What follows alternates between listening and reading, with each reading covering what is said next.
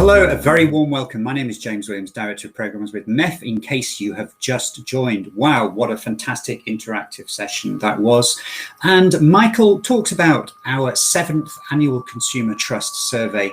That's available from the MEF booth. So go along there and have a look at and see what other resources are available for download at the MEF booth during this event. Now, the next session is looking at an area that I'm very much involved with at the Mobile Ecosystem Forum. That's the area of direct carrier billing, mobile payments. That's because I run the direct carrier billing group at MEF. So I'd like to welcome to the stage now, start off with David Lotfi, who is the CEO and founder of Evina. David, hi. Hi, James. How are you doing?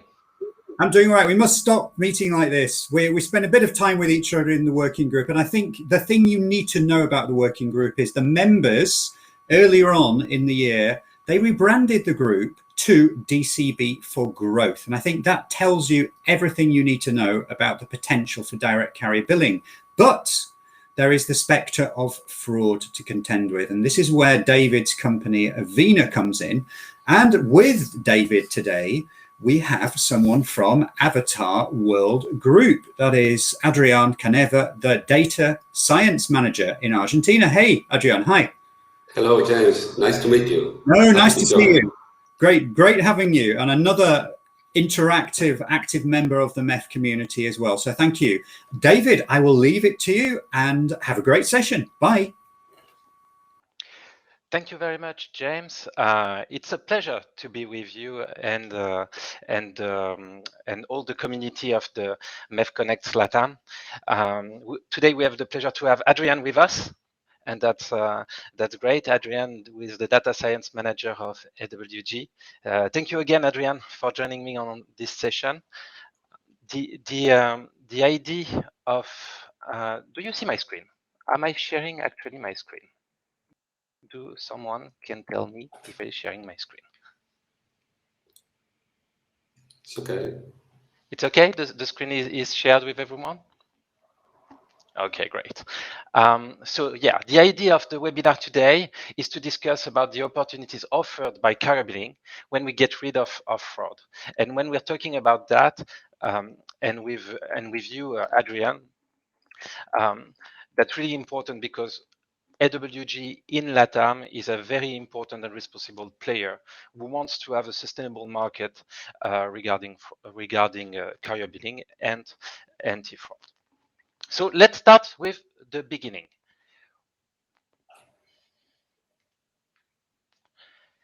Until recently, it was said that telcos were nothing but pipes who were condemned to only provide internet at ever lower prices. Those who thought this missed an important thing, that the future of payment, the device that would capture the market of the billions of payments done every day, would become the mobile phone. As a result, the carrier billing appeared at the MNOs with the carrier billing appeared to have the perfect solution. What is carrier billing? Carrier billing is the possibility to pay and to be billed by the carrier on your phone bill, and it offers huge advantage. It's simple and quick. There's no need to open a new account, and as a result, the conversion rates are 100 times higher than the one from credit cards. The figures are following the trends. Today, 20% of the digital content are billed through carrier billing, and this market share grows from 10% every day, every year. I wish every day. In terms of global market, the carrier billing market will double by 2027 and reach $70 billion. But unfortunately, in life, wherever you have money, you have fraud. And it's normal. It's a normal issue. But in carrier billing, this fraud have a stronger impact than the ones that we can see in other payment methods. Why? Because indeed, when there is payment fraud, the people get their money stolen. It's a big issue, but it's an issue that happens on all payment systems. In carrier billing, we have other layers that appear.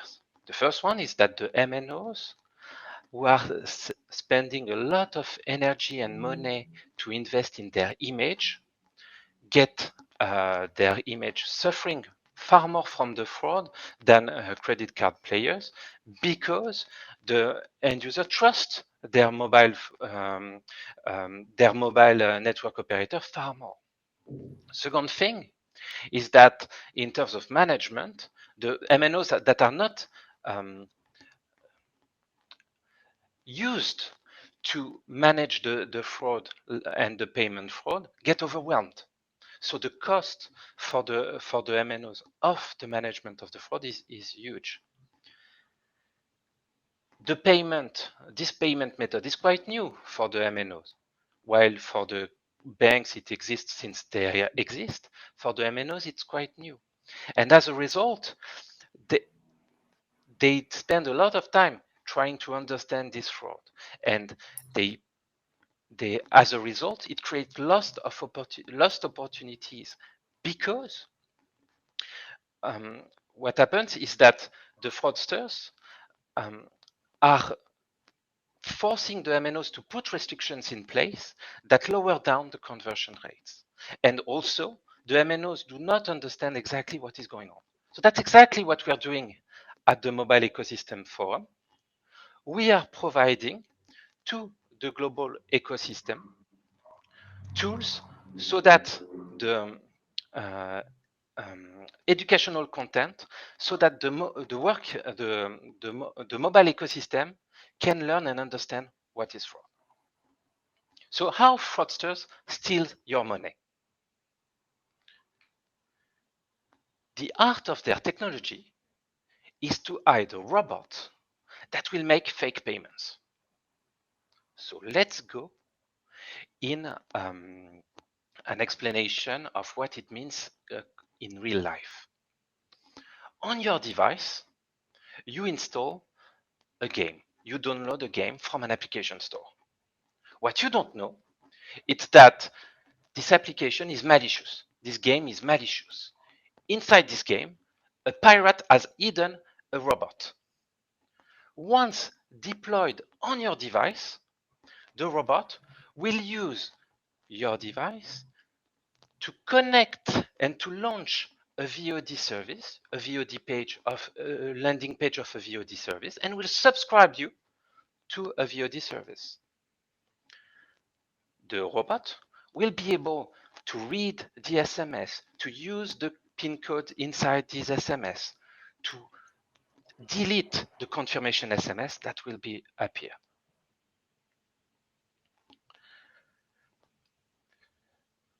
At the end of the day, the VOD service thinks he has earned a new customer.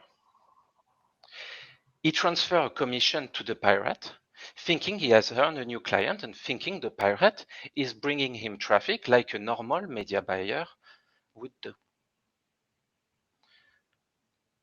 The end user has been stolen.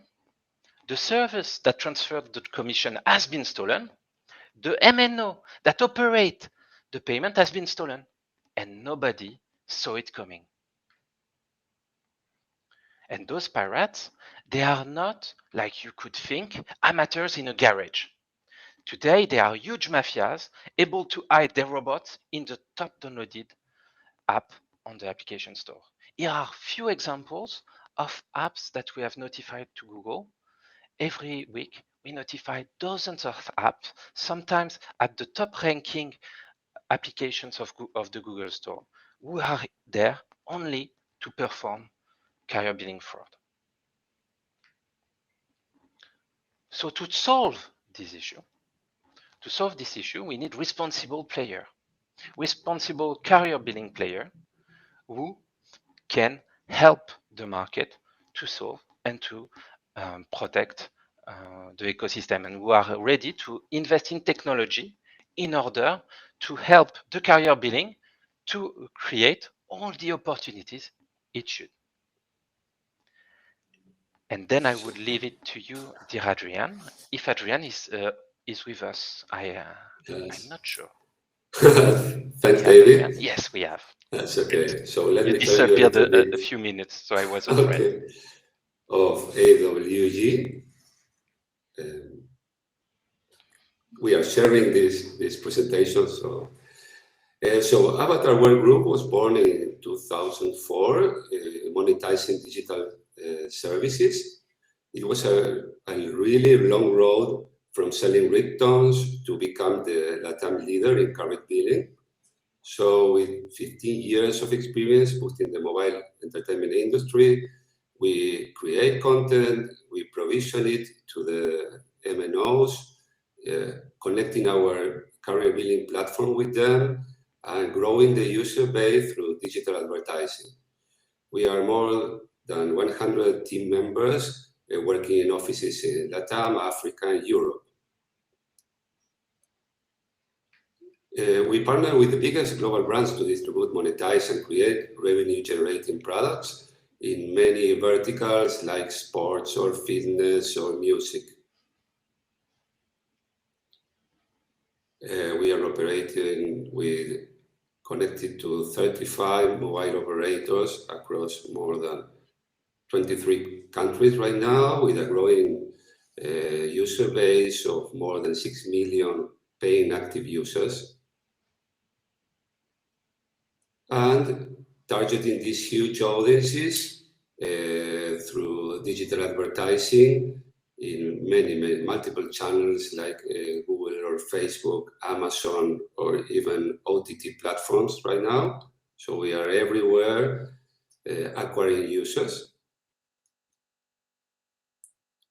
Our general approach is guided by three key principles. So we believe in quality through the entire process. So this means reaching these global audiences with local content, and especially acquiring premium users through trustable traffic sources, which is very important, as we all know, for revenue.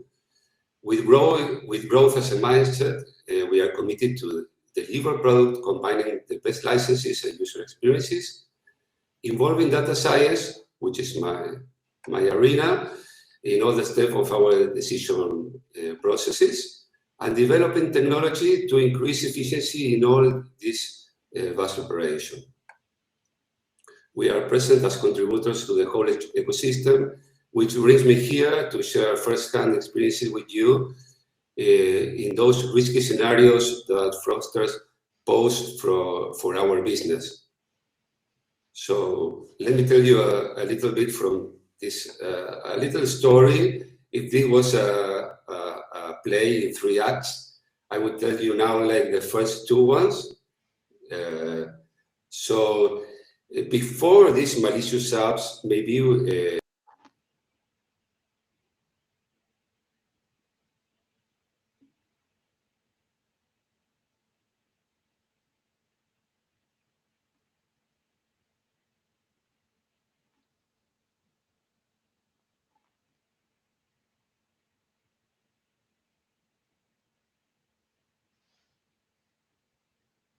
Oh, we lost Adrian. That's a shame. Well, I'm back with you, David, apparently. To have him reconnect. 1 out, 1 in. Let's wait to see if we can reconnect with Adrian. In the meantime, we can. Do you want to carry on with anything? Yeah. Yeah. With pleasure. So something that could be really important. Adrian, are you back? Can you hear us fine? It's that. Oh, you're back. I don't know when it switched off. No, it doesn't matter. You're back. Carry on. Okay. It was at the beginning of the story of the impact of fraud in LATAM, dear Adrian. Okay, so as this story, before the malicious apps, we were used to deal with accidental subscriptions from users. So the MNO will ask us for proof of navigation, and it was all more or less set on the customer care side. But then it came to appear this malicious app that David was telling us about, that maybe a user was maybe having a pop-up to record drinking water. Behind the scenes, it was subscribed to a service that he was not aware of. So this was a real game changer in this scenario. So all the ecosystems start to react with the tools that we already knew. Like I was telling before, I was like the guy behind this matrix of looking all this traffic in real time, handling millions of events a day. So maybe the first answer to this fraud that was not, we were not even aware maybe of this, was stopping the header, disabling the header enrichment. So maybe someone was thinking that we were the ones that were somehow injecting these users. So adding triple opt-ins, OTPs via SMS, pop-ups or captcha, letting us really complex flow, and so decreasing all the conversion. And our customer care services start to be burdened by proof of navigation. We started making apps blacklist. As David told, we were every time like checking if an app that was navigating was from the store or not. So this blacklist was at the first time maybe 1,000 apps, then 100, and then 1,000.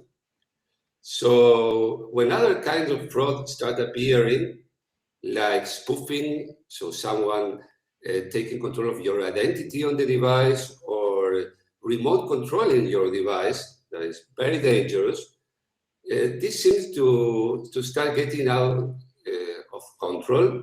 So this is like the second act of this play. So we started with some kind of high-level restrictions, and maybe one MNO will ask like a cool-down time for new subscription, like you were subscribing, you have activity the week before, you cannot subscribe to a new service, or limiting the active services to one. And then in another high restrictions where, well, okay, we cannot manage and it's not working this way, we'll start with some daily acquisition cap, like you can make only 100 new subscription a day, or you cannot make a subscription on Wednesdays, I don't know. Everyone was very creative on this. The frustration was growing in many places, so more impact on our customer care management costs, and the one that David was mentioning on the mobile operator, so kind of burning these customer care centers. And we could tell, I can tell that we start getting lots of new refunds and back charges every month that were not even visible. So one possible solution for all these two acts was a shutdown. Maybe some mobile operators said, this is too much, this is frustrating, I don't know how to deal with this, and I will get out of these value-added services. I tell you, there is light at the end of this tunnel. Spoiler. Thank you, Adrian. So that's where we step in with Evina. So who is Evina? Evina is a cybersecurity company specialized in protecting mobile payment. The only way to block fraud is to make the difference between a human and a robot. And at Evina, we spent 15 years defining, refining a solution that detects and blocks robots. Today, we have the best marks of the market. 99.94% of the fraudulent transactions are blocked. We have less than 0.06% of false positives. And we give our information that the transaction is going to be authentic or not in less than 100 milliseconds. Let me explain it further. Our solution is installed on the payment page. It can be on the landing page of the merchant or on the payment page of the mobile network operator. And when the user click on the subscription button, we take less than 100 milliseconds to answer to the merchant or to the mobile network operator, yes, you can proceed this payment. As a result, the fraud is blocked even before it appears and before any end user is armed. And that's very, very useful and important. We are today providing the best cybersecurity for mobile payment. We are a company that is cybersecurity focused. It means we are not selling traffic. We are not providing content. We are not selling content. We are only focused on cybersecurity. Second thing is that we are independent. We don't belong to any content provider or traffic ad network. We are not judge and jury. We are independent. And last but not least, we are carrier billing experts. So we know exactly how header enrichment can work, the different ways of how the different MNOs implement header enrichment. We know how PIN codes work. We know all the different steps in terms of billing flows and so on. We are in more than 70 countries.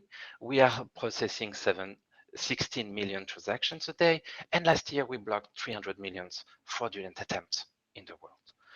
We are protecting several dozens of MNOs across the globe, in addition to the most responsible and impactful merchants in the carrier billing. We are acknowledged by the MEF. We have won the Global Carrier Billing Award for our anti-fraud solution. We have been awarded by Juniper for the best anti-fraud solution. We are active member of the MEF, and I suggest everyone to take a look at the wonderful white paper that has been developed at the MEF to explain how combat fraud and what it means in details. We are providing a very strong technology. I know we are running out of time, so let's keep it for later. We are blocking all the different kinds of fraudulent techniques that are today used in carrier billing to perform fraudulent payment. Now, we have a few minutes left, Adrian, so let's try to make it quick. What are the opportunities that we have been able to unlock thanks to our collaboration in LATAM? Because the idea is the light is here. Through our working together with Evina, we could simplify some acquisition flows. So we are very enthusiastic about this. So Mexico, for example, is removing steps and opening new segments. Some places where we have this tight cap started to release it and unlock it, while the trend of user claims is decreasing. And we could reopen successfully markets that were not open to web acquisition flows, like Central America and Caribbean, that they are enabling us flows without OTP passwords. So I believe that the light is here. So we are protecting our LATAM market. So it's a matter of trust. So we are protecting customers. Together, we are like the first line of defense of the ecosystem, protecting these end users. We are helping all the ecosystem by diminishing these user claims. We believe in long-term solutions, so it's very important for us to be protecting the trust between players. So our B2B relationship with MNOs and also with premium partners that took long years to grow. And also we are creating new opportunities. With these new clean acquisition flows and with less high-level restrictions, really it became possible to prevent these shutdowns and reopen markets that were afraid of value-added service and acquisition through WAP or web flows. Thank you so much, Adrian. I see we only have 1 minute left. I see a question from the audience. How to educate the final user to avoid this kind of fraud? I would say, I really want to insist on the fact that if you said to end user that you have payment fraud, he won't use your payment solution. The solution is to set up the right technology tool so that the end user do not have to be afraid of the fraud. So it's really up to the ecosystem to invest in the proper technology so that the experience of payment, because payment is always annoying, you don't want to pay, it's always annoying. So how do you make payment seamless and secure? And if you start to say to the customer, beware of this, beware of that, you have a huge issue.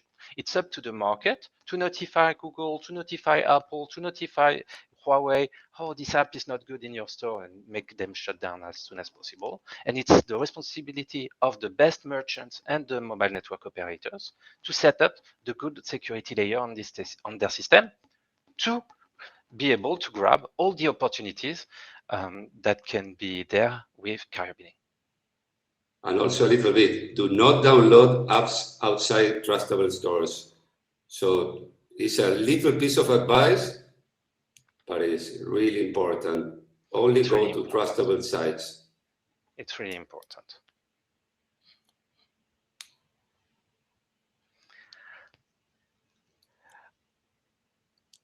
So thank you again, dear Adrian. James, are you still with us? Don't think so. Carol, how do you see things? On our side, it was a great pleasure to show you what can be done with carrier billing and anti-fraud. Thank you, Adrian. Thank you, David, for that session. I'm sure everyone enjoyed it. We're now going to be moving on to the Spanish part of our program. So thank you again. And by all means, anyone in the chat looking to ask more questions about this past session, please get in touch with Adrian or David via the platform as well throughout the day. Thank you. Thank you.